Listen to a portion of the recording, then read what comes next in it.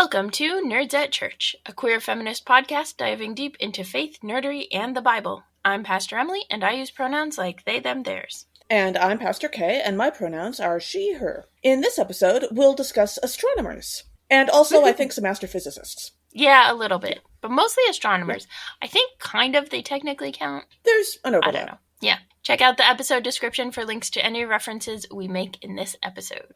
So we thought we'd start out with some historical examples of astronomers.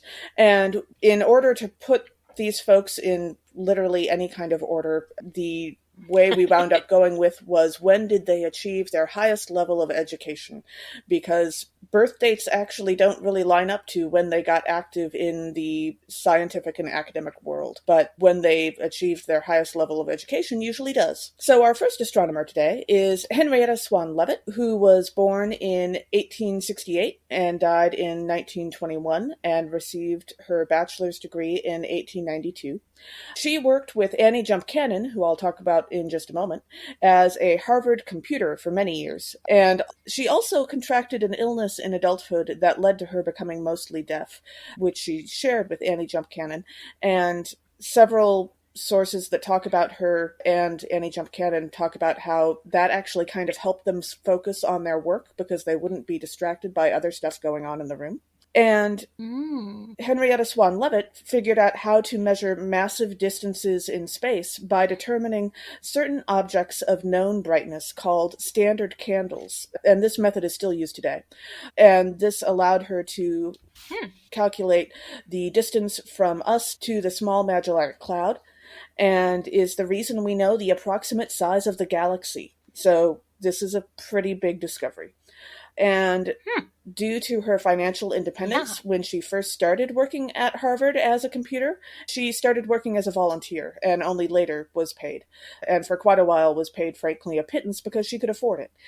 And her father was a congregational minister, and she remained active in the church throughout her life. Oh, one of the male congregational ministers. Okay. Yes, there are a handful of those. Those happen occasionally. And a mathematician in Sweden tried to nominate her for a Nobel Prize in 1925, but those awards are not given out posthumously, and she had died of cancer a few years before.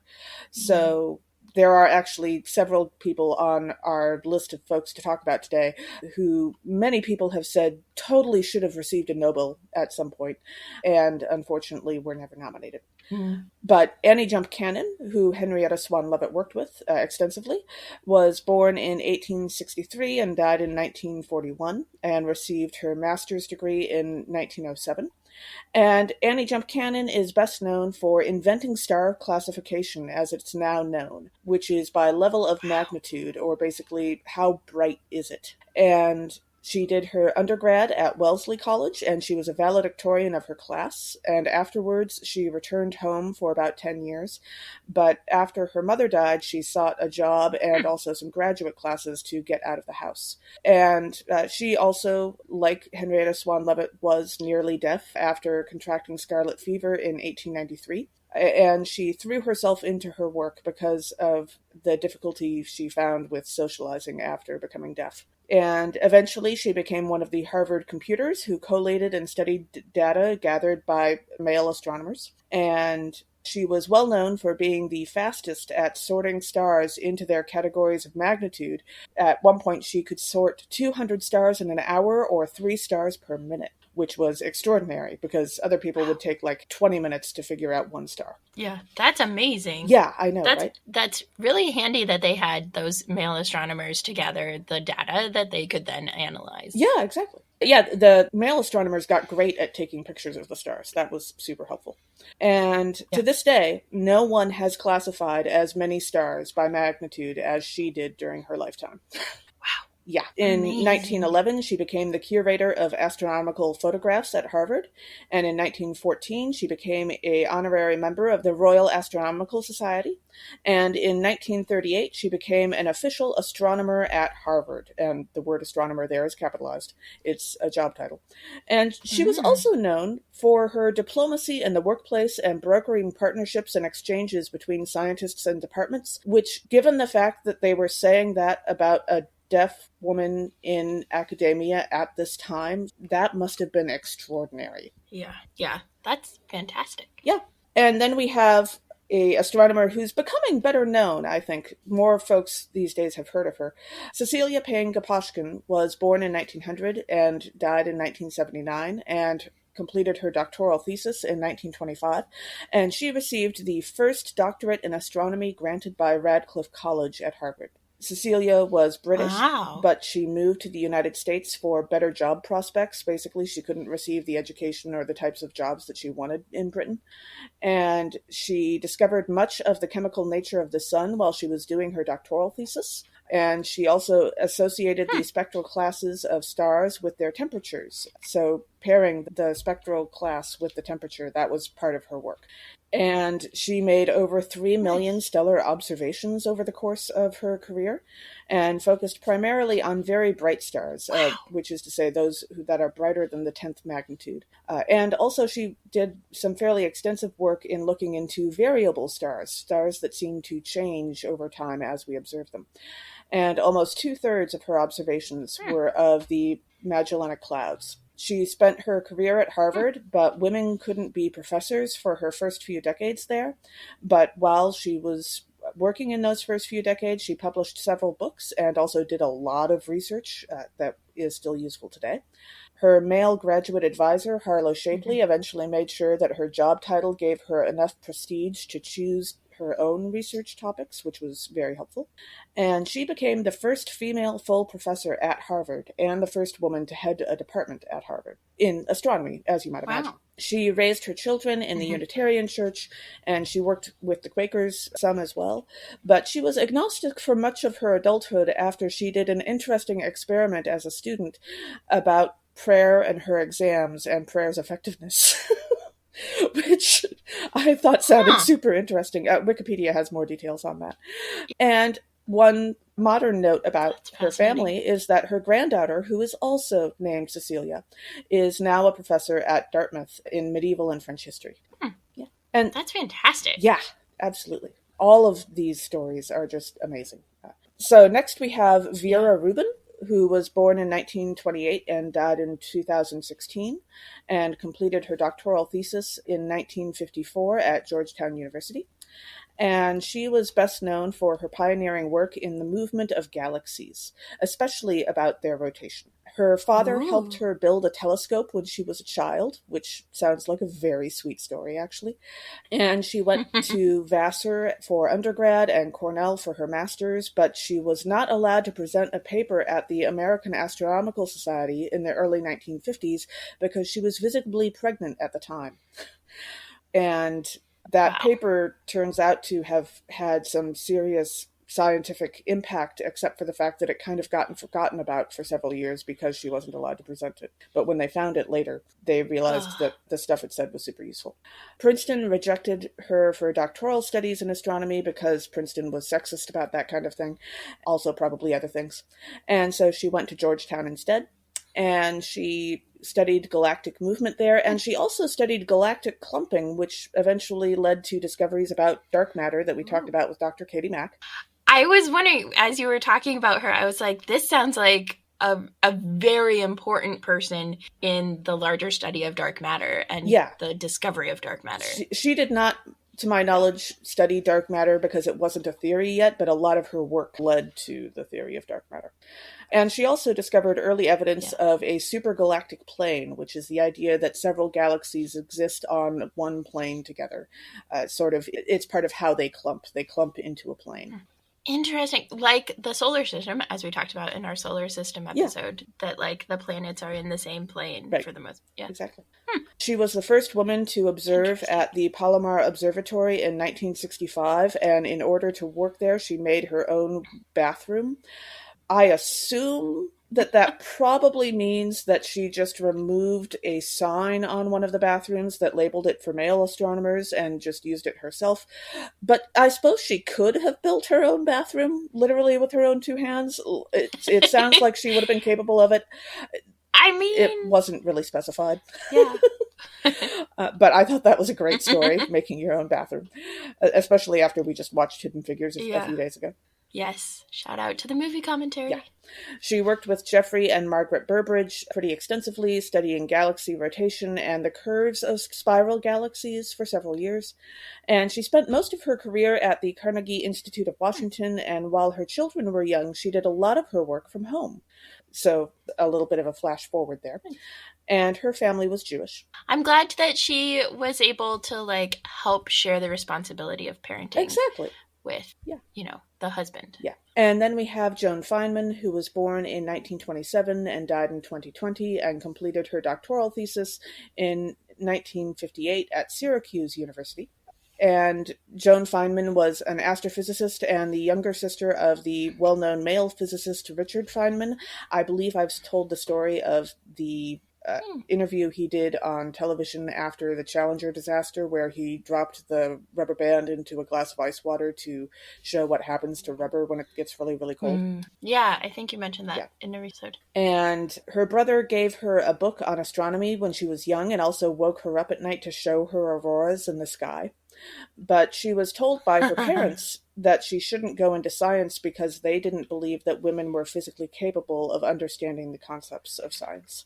But eventually, she found some work of Cecilia Payne-Gaposchkin, and so she pursued science anyway because she realized that women could. She also did a year or so of work in anthropology with her first husband and was published for doing that, which I thought showed an interesting breadth of mind and study. Yeah, and how, you know, wonderful of her to graciously support his work. Allow him to work for a little while. Sure, yeah. Exactly. She mostly studied the interaction of solar wind and Earth's magnetosphere during her career. She worked for NASA and several observatories, as well as Boston College at the start of her career before she landed at the Jet Propulsion Laboratory in California for the rest of her career for several decades. And she discovered a lot about the causes of auroras and also did a lot of work in space weather, and then later on did some work studying climate change. And her family was Jewish. And there are so many historical astronomers to explore. We couldn't give equal attention to all of them, or else this episode would be, 6 hours long. And so some other names you might want to explore would be Maria Mitchell, Wilhelmina Fleming, Carolina Herschel, Margaret Burbridge, who I mentioned earlier, Mary Somerville, Jocelyn Bell Burnell, and Antonia Mori. And there are even more than that, but those are the bigger names that came up. Yeah, that's wonderful. Also, some honorable mentions for folks who are technically not astronomers, but have made very significant contributions to astronomy and space stuff. So Katie Bauman, who we mentioned briefly in last week's episode with Dr. Katie Mack.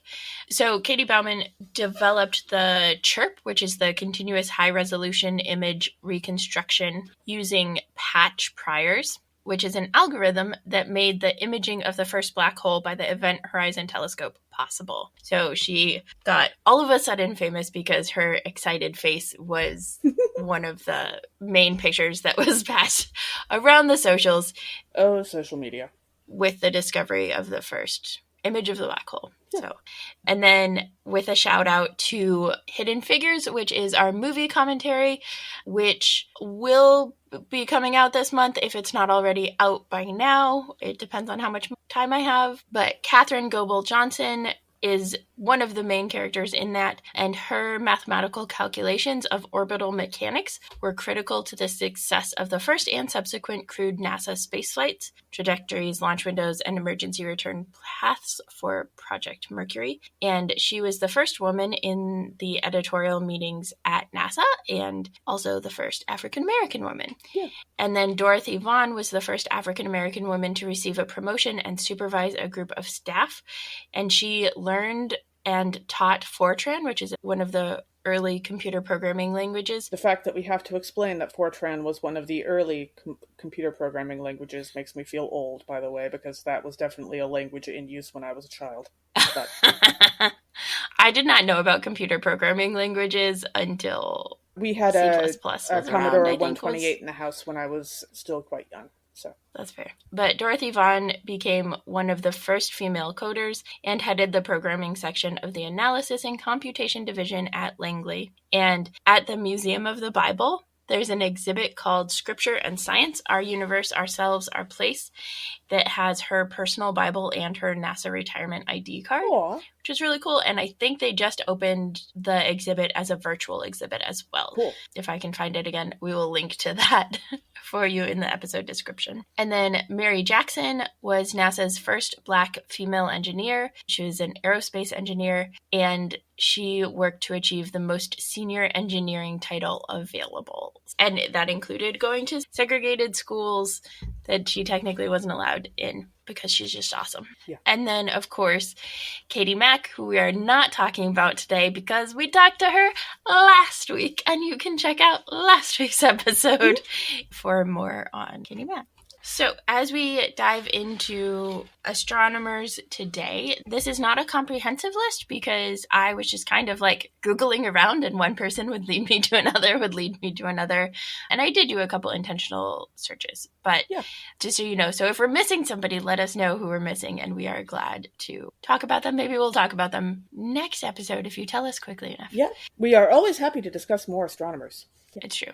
I also kind of tried to do it via like date of most recent academic achievement or something. Sure. It's a little complicated, but tried. So first up is Jessica Mink, who was born in Lincoln, Nebraska in 1951 and received her Master of Science in Planetary Science from MIT. And Jessica was an astronomical software developer at Cornell University from 1976 to 1979 and was part of the team that discovered the rings around Uranus. And she was actually responsible for the data reduction software and the data analysis that made those discoveries possible, which is really cool. And then she returned to MIT, and at MIT, her work contributed to the discovery of the rings of Neptune. So she, in the planetary science, is a big ring person. I suppose she took seriously the if you like it, then you should have put a ring on it and liked the planet.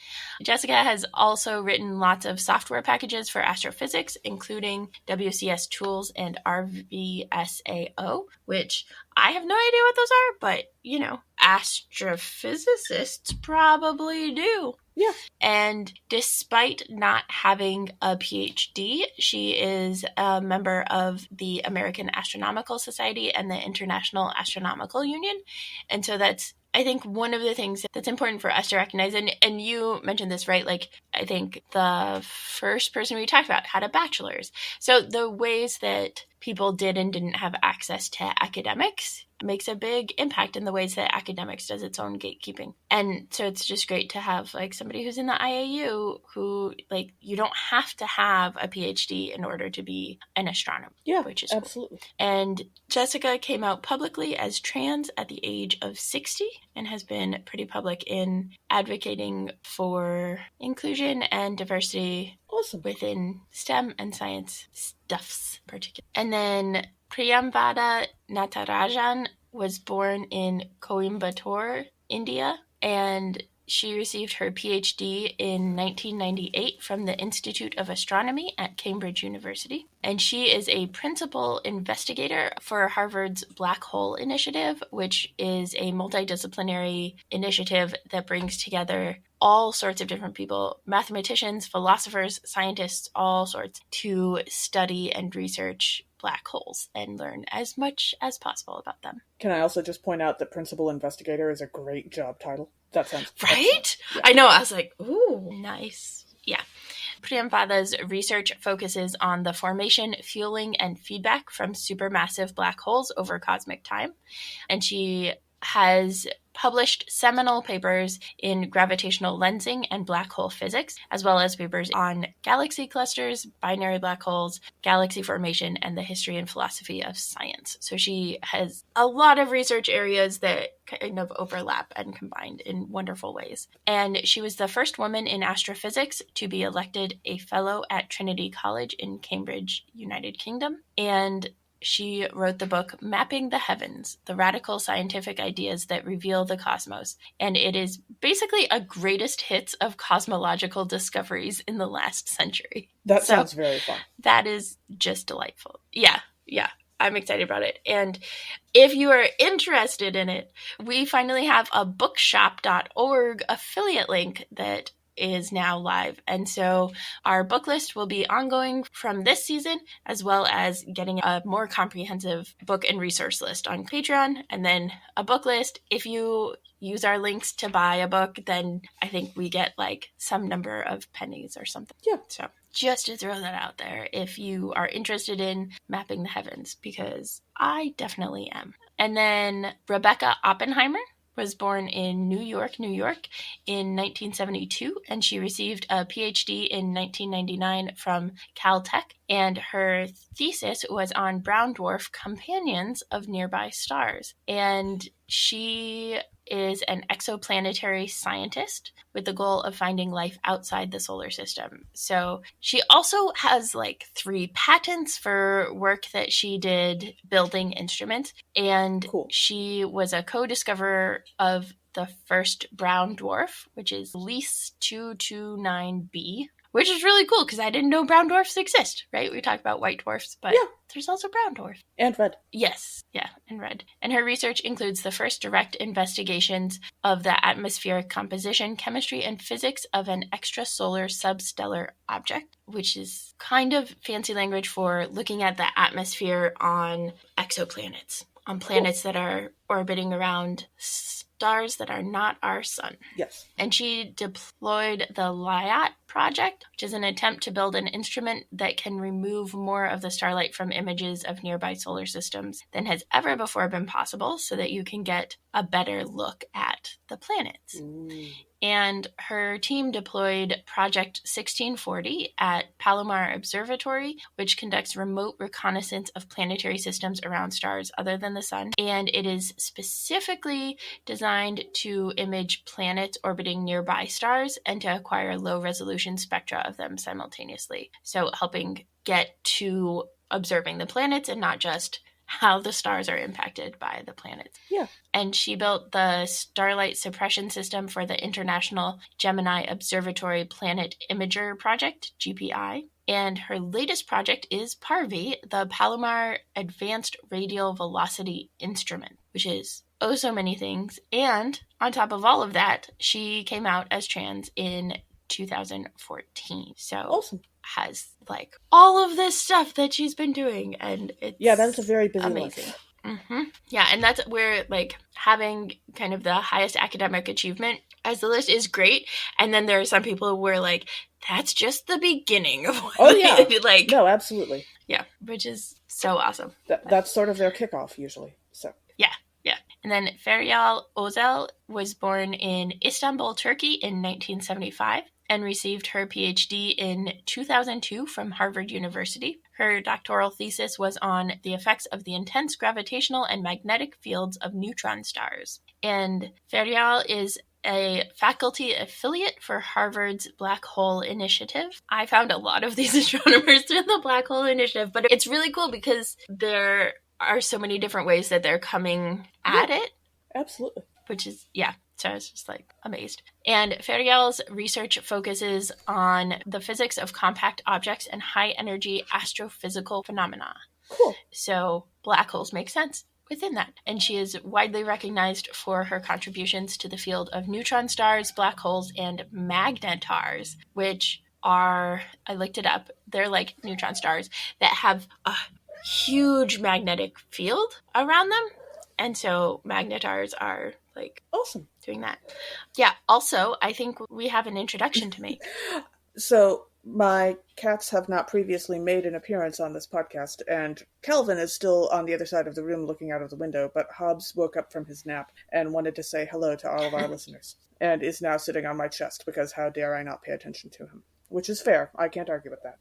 Well, hello, Hobbs. You're wonderful. Yes. Maybe we will try to figure out how to make a link to a picture of you so that we can link to it in the episode description so people can see your there are pretty plenty face. of pictures. Yes, Yeah. absolutely. And then finally, Ferdial is also the modeling lead and a member of the Event Horizon Telescope. And the Event Horizon Telescope got very well known with the first imaging of a black hole, but it basically turns the entire planet into a telescope. So you have 10 different places on Earth that are all observing in like coordinated efforts so that it becomes like a ginormous telescope, and then people gather all of the things together and put all of the data together and mix it up and mash it up and get things like images of the black holes. Wow. Which is awesome. And then Emily Schaller was born in the US and received her PhD in 2008 from Caltech. And she discovered why Pluto and Object X and Titan all have methane,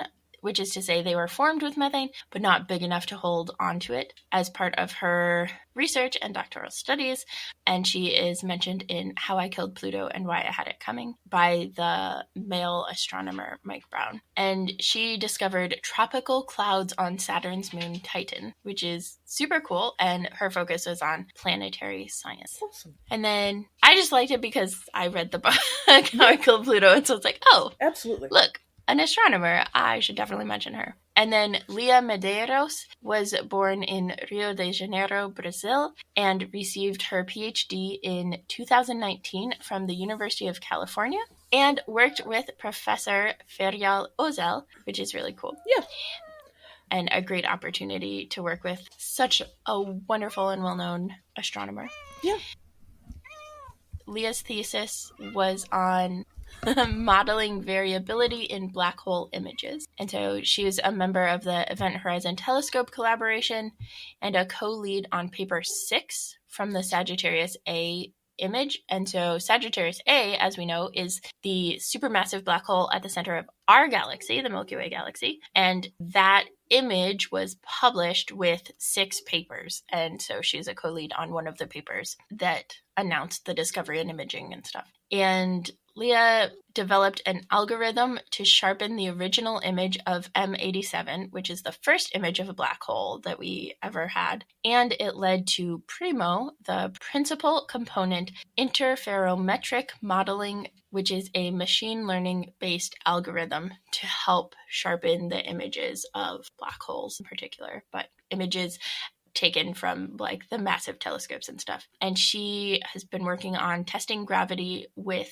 EGT and M87. And then Amita Kuttner was born in North Vancouver, British Columbia, Canada, and received a PhD in 2019 from the University of California, Santa Cruz, and they researched black holes in the early universe. They are the co-founder of the Moonlight Institute, which explores frameworks to adapt to the climate crisis, and Amita served as interim leader of the Green Party of Canada from November of 2021 to November of 2022, and was the first transgender person and person of East Asian descent to lead a federal party in Canada, which is cool. Awesome. Yeah. And then Sarah Issoun was born in Algeria in 1994 and received her PhD in 2021 from Radboud University, which is in the Netherlands. And Sarah is a leading contributor of the data calibration and imaging efforts that led to the first image of a black hole in April of 2019. And her research specialty is Sagittarius A, which we know is the supermassive black hole at the center of the Milky Way. And she was part of the team that created the first image of Sagittarius A and is a member of the Event Horizon Telescope collaboration and an associate fellow of Harvard's Black Hole Initiative. And then the final one that we have for this episode, though, feel free to tell us who we're missing and we might add them next week. Astronomers are so awesome, we had to do 2 episodes on them. I mean, yeah. And even if you don't get it in the time limit, we'll give you a shout out. Basically, anybody that contacts us, we're happy to give a shout out to. Yeah. Estelle Asmodel was born in Bowral, New South Wales in Australia in 1954 and is a PhD candidate in relativistic quantum information at Queensland University. Her research interest is in relativity and cosmology, and she is working privately on general relativity and quantum mechanics unifications for a variety of reasons. She was pursuing her PhD, and then COVID happened, and changes and COVID and all sorts of things. But she is also Australia's first legally recognized transgender person, registered with Births, Deaths and Marriages Department of New South Wales on October 13th in 1987. Wow. And Estelle is a dancer, activist, is in film, modeling, art, technology, music, author, and science. Wow. She is what we call a polymath, which I had to look up, which is somebody who has just a broad range of interests and expertise. Yeah. And so she has a blog on astronomy stuff, as well as a website for her art that she sells. A Renaissance woman. It's just a variety of things. And yeah, a Renaissance woman. Yeah. So I really like kind of ending with her because, again, it is someone who, for a number of reasons, among them transphobia and sexism in the institutional academics, does not have a PhD in astronomy. And at the same time, there is so much that she has done and so much research and knowledge sharing that she continues to pursue. So, first off, probably most importantly, when it comes to fictional and pop culture astronomers, is Ms. Frizzle. I don't know where any of us would be without Ms. Frizzle's guidance into space and cellular biology and everything between and beyond. So shout out to Ms. Frizzle for being an amazing astronomer and leading so many of us into a love for science. Also, driving a magic school bus has to be a special skill. That seems especially difficult. It's true. I think you need a special license or something to drive I would hope so. A school bus anyway, and then a magical school bus on top of that. Right. Oof. So you all have probably gotten used to me talking about how awesome the book The Goblin Emperor is by Catherine Addison, but one of the characters that this book has is Vedera Drazin. She is the Emperor's half-sister, and she is a somewhat secret scholar of astronomy, in that women are discouraged from being scholars in that world, but she is working to change that. And later on in the book, she invites the Emperor to join her in watching a meteor shower with her telescope. Ooh. Yeah. Nice. Also, shout out to the iconic queer and lesbian car of choice, Subaru, which is the name for Pleiades in Japanese. So yay to Subaru for holding true to the wonderfulness that is space and queerness. Yeah. And then Contact, which is both a book by Carl Sagan and a movie starring Jodie Foster, has the character of Dr. Eleanor Arroway, an accomplished astronomer who is ridiculed by colleagues and the press for her interest in aliens, but is, of course, vindicated in the end. When they make contact. Exactly, yes. Okay. And then Sally Ride, though an astronaut, technically definitely gets a mention because of how well known she is and has become in pop culture, not only with the beloved song 100 Tampons, which is all about how sexism plays out in NASA and... Yeah, male scientists don't understand biology. Well, they're just not as good at science as other normal scientists. And so just had no idea what needs Sally Ride might have in terms of menstruation while up in space. And so tied 100 tampons together and tried to offer her them. Oh, goodness. Male scientists. I mean, maybe they should just stay at home. Yeah. And then from the early 90s, which was back when that sort of thing was happening, we also have the TV show Stargate SG-1, which has Samantha Carter, who is both a physicist and a pilot, and one of her areas of expertise is astrophysics, but she basically winds up being the hard scientists nerd of the team. So it's not just astrophysics that she's good at, but she has a lot of different scientific areas of study. Nice. Mm-hmm. As is typical of normal astronomers. Of they course. Just are very learned in a variety of areas. Mm-hmm. And of course, it would not be an episode or indeed season of talking about stars and space and astronomy without talking about Xenon, girl of the 21st century. I know my fellow millennials, we loved those movies. Absolutely. Okay, maybe just I loved the Disney movies, especially the in first that time one. period, but I love Xenon. Yeah, especially the first one. The first one is particularly fantastic. But I love Xenon and the hijinks that she gets up to, but also the ways that her life living on a space station. Very high jinx on a space station. Yeah, very hijinks, but also helps broaden our understandings and like curiosity of space, and that she gets to look out and see space all the time. Yeah. Which is awesome. So now we're going to dive into reading. So our first Bible reading today is from Genesis chapter 16, verses 7 through 14. Hagar is seen by God and names God. So this passage comes from a larger context, and part of what I love is Hagar is out in the wilderness at the epitome of distress, and it is precisely there, which, as we know, is one of the best places to see the sky and the stars and observe and astronomize. And God recognizes Hagar's distress, and an angel of God comes to her and gives Hagar new hope, not like Star Wars. Even as her circumstances still are awful. So the story of Hagar is a complicated story with a lot of sexism, classism, racism, and yet it is also a story of persistence and of God coming to Hagar and talking to Hagar. Yeah. And then in verse 10, where we read God's promise to Hagar, this promise very strongly echoes God's promise to Abraham earlier. And you may remember that in the promise to Abraham, God compares his descendants to stars in the sky. Mm-hmm. Also, I just love that Hagar gets to name God, and that the name that she's the first person biblically to name God, and the name that she chooses is Elroy, which is the God who sees me. Yeah.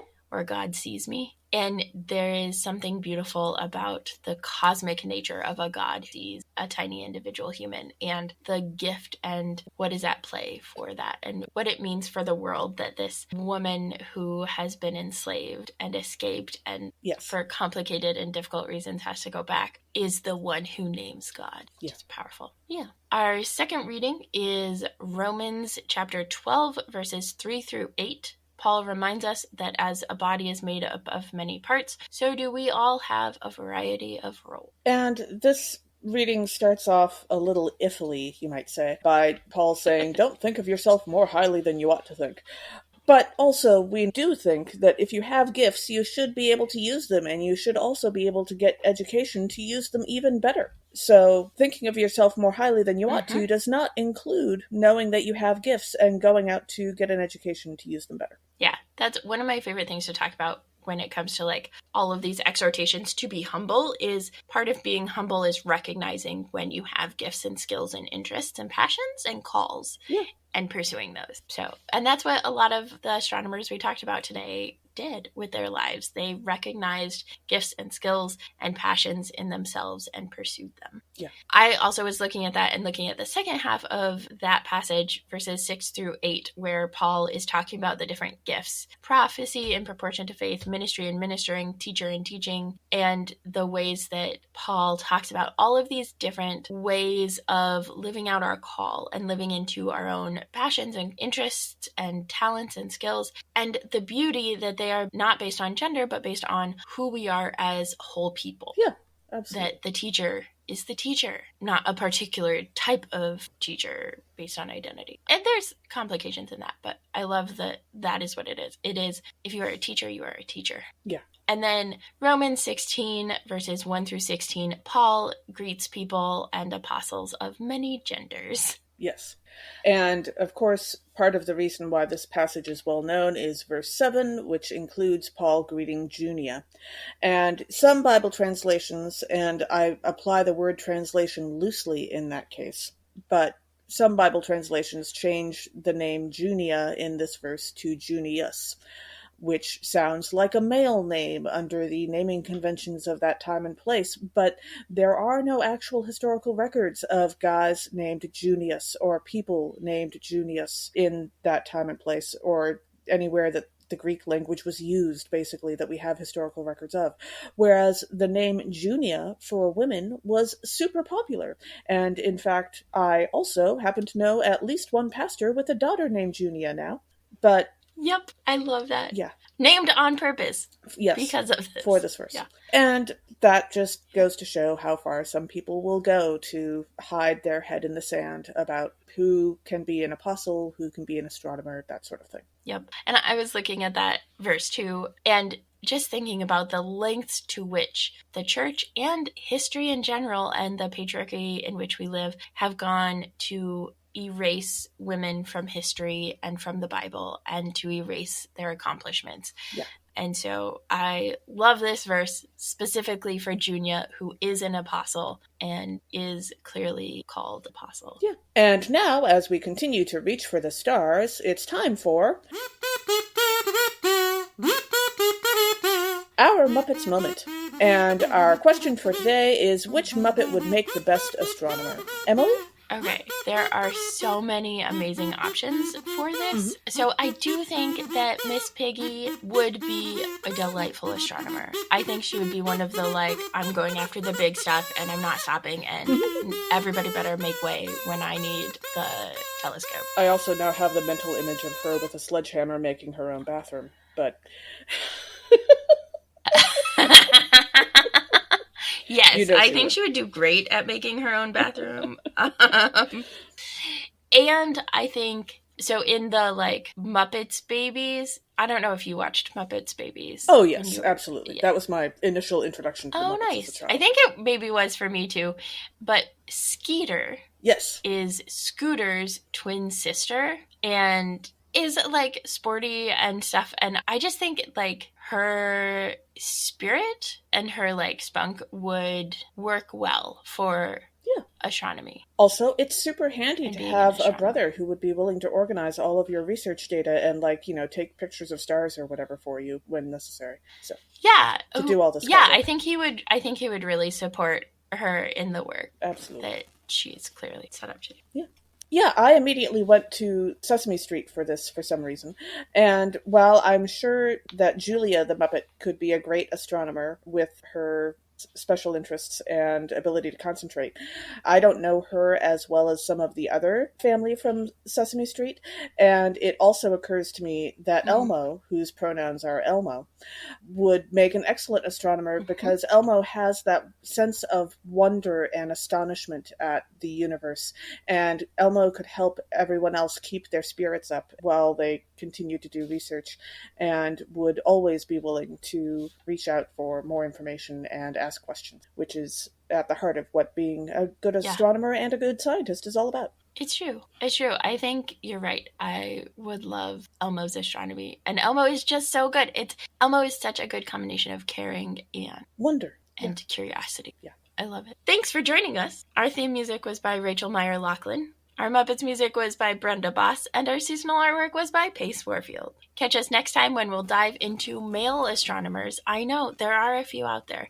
This podcast has been produced by us, Emily Ewing and Kay Rohloff. For more fun, check us out on Twitter, Facebook, and Blue Sky at Nerds at Church, or contact us at nerdsatchurch@gmail.com. Also, if you like what you've heard, rate us or leave us a review on Apple Podcasts, Facebook, or wherever you catch your podcasts. If you want access to our uncut episodes, merch discounts, movie commentaries, and more, support us on Patreon at patreon.com/nerdsatchurch. Starting at just $5 per month, it's cheaper than having to build your own bathroom when you start working at a new observatory. Yes, I know I keep harping on that story. It's amazing. So true. Yeah. But it's just such, Also, let us know on Blue Sky, Facebook, or Twitter which Muppet would make the best astronomer. Absolutely. As the ancient Christians said, Pax vobiscum.